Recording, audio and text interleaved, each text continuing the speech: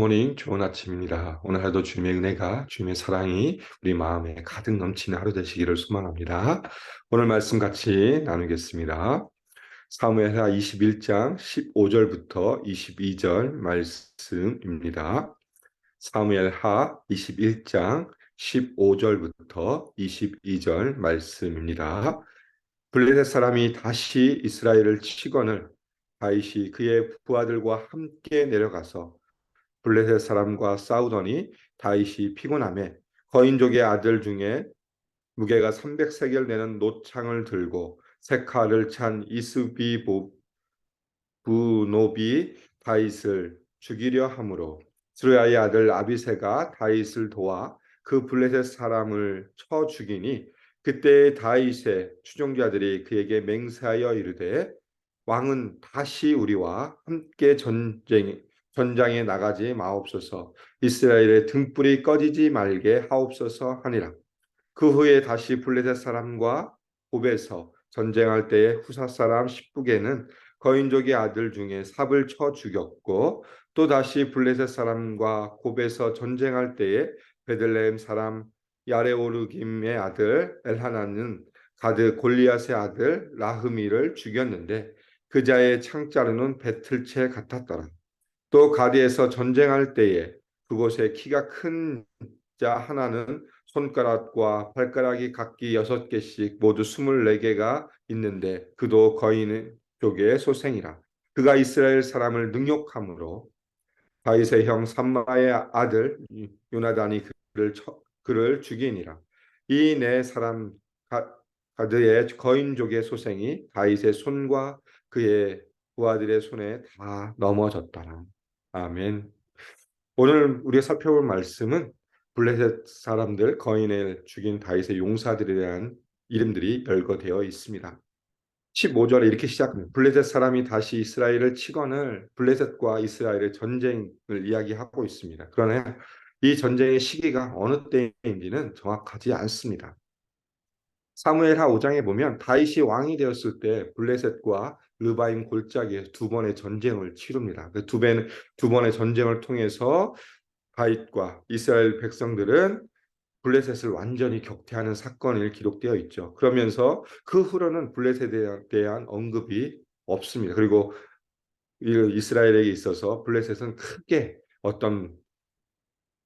위협이 되는 상황이 벌어지지 않았기 때문에 이 사건을 보통의 학자들은 그냥 다윗의 초기에 있었던 사건, 또 다른 학자들은 밧세바 사건 이전에 일어난 일이라고 추정하고 있습니다. 왜냐하면 밧세바 사건이 일어났을 때 다윗이 홀로 왕궁을 거닐렀을 때 일어났던 일이었고 그의 군사들이 어디에 있었습니까? 전쟁이 있었을 때 혼자 왕궁에 있었기 때문에 밧세바 사건 이전의 일들이었다라고 추정하고 있습니다. 블레셋과 이스라엘 전쟁 가운데 어떤 사람들이 등장합니까? 거인들이 등장합니다. 거인들이 등장하죠. 16절에 보니까 거인족의 아들 중에 무게가 300세겔 되는 노창을 들고 세 칼을 찬 이스비 부노비 등장합니다. 이 거인족의 아들이 등장하는데 어떤 때에 등장하니까 블레셋과 이스라엘 싸움 중이 치열하여서 어떤 일이 벌어집니까? 다윗이 피곤하다라고 이야기하고 있습니다. 15절에 다윗이 피곤하니 다윗이 전쟁 중에 지쳐 있을 때를 이야기하고 있고 그때에 거인족의 한 사람의 거인족의 아들이 나타나서 다윗을 죽이고자 달려드는 모습이 그려지고 있습니다. 육중한 창 3.4kg 되는 300세기라 되는 7.5파운드 되는 창을 가지고 있는 이 사람 그리고 세 칼을 차고 다윗을 죽이고자 달려드니까 17절에 스루아의 아들 아비새가 다윗의 위험의 처함을 들고 보고 등장합니다. 그러면서 다윗을 도와 이 블레셋 사람을 쳐 죽이는 블레셋 사람들과 전쟁에서 승리하는 모습을 보여주고 있습니다. 그 후에 어떤 일이 일어납니까? 다윗을 추종하는 자들이 다윗에게 이렇게 맹세합니다. 다시 우리와 함께 전장에 나가지 마옵소서. 이스라엘 등불이 꺼지지 말게 하옵소서라고 다윗에 따르는 군사들이 다윗에게 이렇게 요구합니다. 왕은 다시 우리와 함께 전장에 오지 마십시오.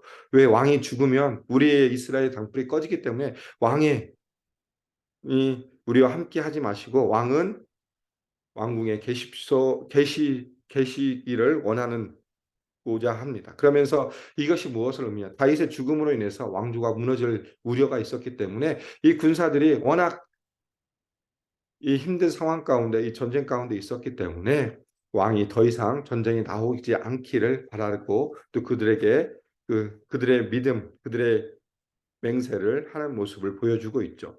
다윗이 어떤 사람이었습니까? 이 백성을 위하는 사람이었죠. 그래서 다윗은 전쟁터에 가도 한복판에서 백성들과 함께 싸움을 했던 사람입니다. 그렇기 때문에 때로는 목숨의 위협이 있었고, 그로 인해서 백성들 사이에서는 또 군사들 사이에서는 왕이 더 이상 안 왔으면 좋겠다. 왕이 오히려 우리가 왕이 죽어버리면 이 하나님이 세우신 이 이스라엘의 나라, 이 다윗의 왕조가 무너질 우려가 있기 때문에 오히려 이 군사들을 통해서 다윗이 전쟁에 나오지 못하게 하는 모습을 그려주고 있죠. 왜 그러냐면 다윗은 하나님과의 언약의 당사자이고 또 다윗이 이스라엘을 이끄는 왕으로서의 놀라운 그 지위가 있기 때문에 그 위치를 보존하기 위해서 군사들은 그렇게 합니다.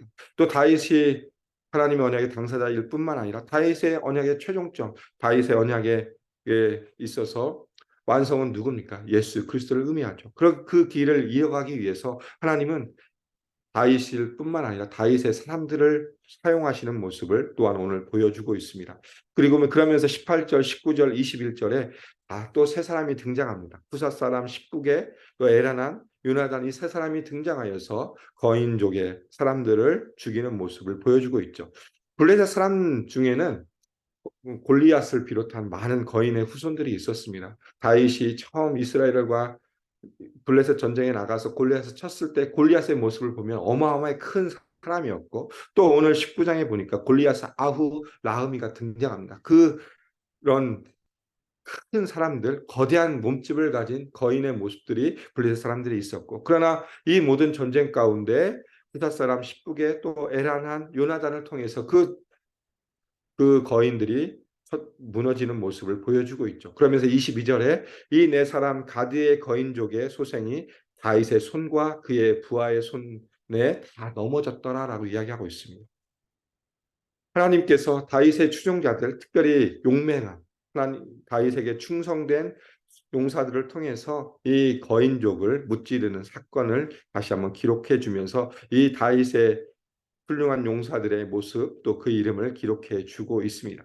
그러면서 오늘 본문은 마무리되어져 가고 있습니다.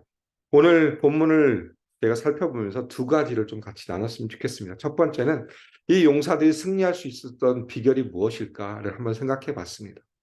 이스라엘의 전쟁, 또 이스라엘 블레셋과의 전쟁뿐만 아니라 많은 나라들과 전쟁 가운데 승리할 수 있었던 비결은 단 한 가지였습니다. 하나님이 그들과 함께 하셨기 때문에 그렇습니다.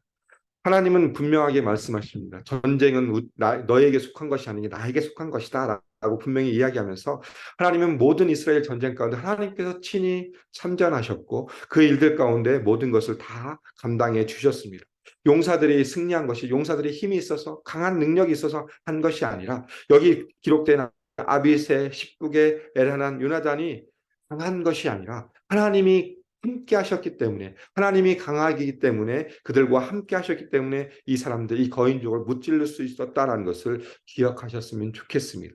하나님이 함께 하심으로 승리의 비결이 이루어졌다는 것을 우리가 기억하셨으면 좋겠습니다. 우리가 이 땅 가운데 살아갈 때 늘 영적인 전쟁 가운데 살아갑니다.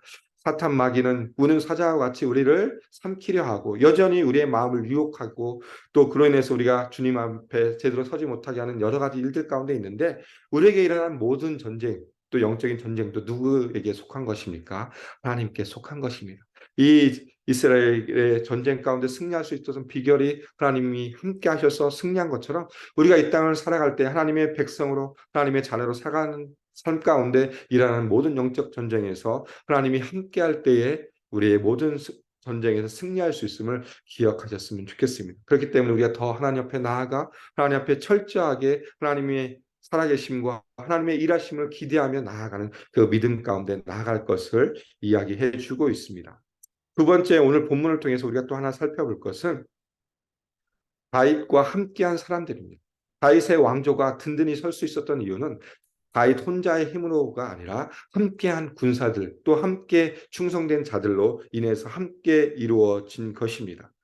우리 앞부분 어제 살펴봤던 본문에 보면 사울은 어떤 일을 벌어집니까? 하나님 앞에서 약속을 파기했기 때문에 그로 인해서 하나님 앞에 징계를 받는 모습을 보여주고 있고, 이와 대조적으로 다윗은 하나님의 언약에 대해 신실하게 순종하는 모습, 그로 인해서 그가 하나님 앞에서 아름다운 왕절을 이뤄갈 수 있었죠. 그러나 그 언약을 순종하면서 하나님의 약속을 이뤄갈 수 있었던 이유는 뭐냐면 옆에서 함께하는 충성스러운 용사들이 있었음을 기억해야 될 것입니다. 다윗 혼자가 아니라 여러 충성스러운 용사들을 통해서 다윗 왕조는 더욱 굳건하게 세워져 가고 있음을 기억해야 합니다. 언약을 성취자 되신 예수님께서 십자가의 그 능력을 통해서 우리를 구원해 주셨습니다. 우리를 하나님의 자녀로 하나님의 백성으로 만드시고 또 하나님의 나라를 위해 살아가게 하셨습니다. 그러기 위해서 하나님 나라를 이뤄가기 위해서는 나 혼자 할 수 없기 때문에 하나님이 교회라는 공동체를 우리에게 허락해 주셨습니다. 다윗 왕조를 이뤄가기 위해서 다윗 혼자의 노력으로 인해서만 이뤄진 것이 아니라 함께했던 사람들 통해서 다윗 왕조가 견실하게 세워진 것처럼 우리가 이 땅을 살아가면서 하나님의 백성으로 하나님의 자녀로 하나님의 나라를 이뤄가기 위해서 하나님은 우리에게 교회라는 공동체를 주셨음을 기억하셨으면 좋겠습니다. 그리고 그 교회라는 공동체, 우리가 함께 모여서 하나님의 나라를 이뤄가는 공동체는 나 혼자 힘으로 할 수 없다는 것을 기억하셨으면 좋겠습니다. 사도 바울은 에베소서 4장 16절에서 이렇게 이야기합니다. 그에게서 온 몸이 각 마디를 통하여 도움을 받음으로 서로 연결되고 결합되어 각 지체의 분량대로 역사하여 그 몸을 자라게 하며 사랑 안에서 스스로 세우느니라라고 말씀해 주고 있습니다. 이 말씀처럼 우리가 하나님의 부르심을 따라 하나님의 자녀가 되었고 교회라는 공동체 안에서 함께 지어져 가는 공동체임을 분명하게 말씀해 주고 있습니다. 우리는 예수 안에서 함께 지어져가는 동역자이고 공동체입니다. 예, 다윗에게 수많은 충성된 사람들이 있어서 그들과 함께 다윗의 왕조를 이뤄간 것처럼 하나님은 이 시대를 살아가는 우리 하나님의 자녀로 부르신 우리를 통하여서 하나님의 몸된 교회를 아름답게 세워가기 위해서 우리를 부르셨다는 것을 기억하시길 소원합니다. 오늘 지난주 말씀을 통해서 우리는 무엇을 배웠습니까? 이사야 부르신 하나님, 하나님의 부르심은 우리에게 또 보내심이라고 분명히 말씀해 주셨는데 우리가 그 부르심을 이행하기 위해서 또 보내심을 이행하기 위해서 우리가 먼저 해야 될 것은 우리의 공동체를 아름답게 세워가는 것입니다. 우리의 삶을 통해서 우리의 모든 것을 통해서 우리와 함께하는 자들이 아름답게 세워져 가고 그리스도의 장성한 분량에 이르기까지 서로가 서로를 도와주고 협력하여서 아름답게 견실하게 세워지고 그 모습을 통하여서 보내시는 하나님의 모습, 그 명령에 따라서 우리가 이 땅에 나가서 하나님의 사랑을 전하고 하나님의 복음을 전하는 삶을 살아가는 것이 우리가 이 땅 가운데 살아갈 일임을 다시 한번 기억하셨으면 좋겠습니다. 오늘 하루도 우리에게 주어져 있습니다. 오늘 하루의 삶을 통해서 다시 한번 오늘 말씀을 기억하시면서 우리의 승리의 비결은 어디에 있습니까? 하나님께 있고 또한 우리에게 주신 아름다운 공동체를 함께 이루어져가는 우리가 함께 동역자로서 함께 세워져가고 그리스도의 장성한 분량에 이르기까지 서로를 도와주고 함께한다는 것을 기억하시면서 주시는 놀라운 하나님의 은혜를 누리는 귀한 하루 되시기를 주님의 이름으로 소망하며 축복합니다. 기도하겠습니다. 하나님 감사합니다. 오늘 말씀을 통해서 우리가 또 거인족을 무찌르는 다윗의 용사들을 살펴보았습니다. 그들이 그것을 무찌를 수 있는 비결이 하나님께 있음을 다시 한번 생각하면서 하나님이 함께 하심으로 말미암아 그 모든 것 가운데 승리의 비결이 있음을 다시 한번 기억하게 해주시고 우리가 처해 있는 모든 삶의 환경 가운데 우리가 주님 앞에서 기쁨으로 나아가 주님이 부어주신 은혜를 누리며 또 주님과 동행함으로 모든 삶의 영역에서 승리할 수 있도록 도와주시고 또한 다윗 왕조가 다윗 한 사람으로만 세워지는 것이 아니라 함께한 충성스러운 군사들로 인하여서 세워지고 그로 인해서 하나님의 나라가 확장되는 것처럼 우리가 이 땅을 살아가면서 하나님의 백성으로 하나님의 신실한 자녀로 살아갈 때 함께 지어져가며 아름다운 교회 공동체 이뤄갈 수 있도록 우리가 동역자임을 기억하며 함께 살아갈 수 있도록 인도하여 주시옵소서. 그로 인하여서 우리가 그리스도의 장성한 분량에 이르기까지 살아가 우리의 모습을 또 하나님이 보내시는 그곳에서 주의 복음과 주의 사랑을 전하는 귀한 삶의 자리의 모습 가운데 나아갈 수 있도록 우리를 사용하여 주시며 인도하여 주시옵소서. 오늘 또 주님 앞에 나아갑니다.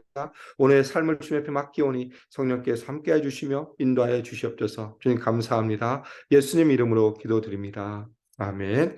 이 시간 우리 합심으로 함께 같이 기도하겠습니다. 오늘 말씀을 기억하시면서 우리 안에 있는 영적인 전쟁의 승리가 하나님께 있음을 고백하며 그 믿음의 고백 가운데 나아가게 해달라고 기도해 주시고, 또한 우리 교회 공동체 안에서 서로 하나 되어서 함께 아름다운 공동체를 이뤄갈 수 있는 귀한 우리 교회 될 수 있도록 위에서 기도 부탁드리겠습니다.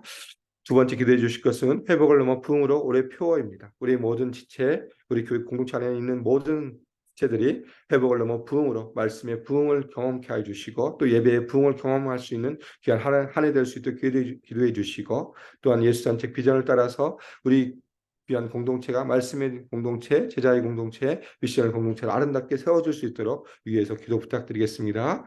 세 번째 기도해 주실 것은 여름 사역을 위해 기도 부탁드리겠습니다. 2주 앞으로 다가온 우리 VBS와 또 썸머 캠프 유스 수련회 이 여름 사역을 통하여서 우리 아이들이 더 하나님 말씀을 바르게 배우고 또 하나님과 친밀한 교제 가운데 나갈 수 있는 귀한 시간 되게 해달라 기도해 주시고, 이 일들 가운데 애쓰고 수고하시는 모든 우리 교역자들, 또 선생님들, 또 자원봉사들 하나님께서 함께 달라고 기도 부탁드리겠습니다. 마지막으로 인도와 태국에서 선교하신 이승현 선교사님의 모든 사역과 자녀들을 위해 기도해 주시고, 우리 목장에서 후원한 선교사님들을 위해 기도 부탁드리겠습니다. 또 치유를 위한 기도, 투병 중인 성도님들, 또 경제적인 어려움, 신분의 어려움에 처한 성도들을 위해서 합심으로 기도하고 일상의 삶으로 나아가겠습니다. 함께 기도하겠습니다.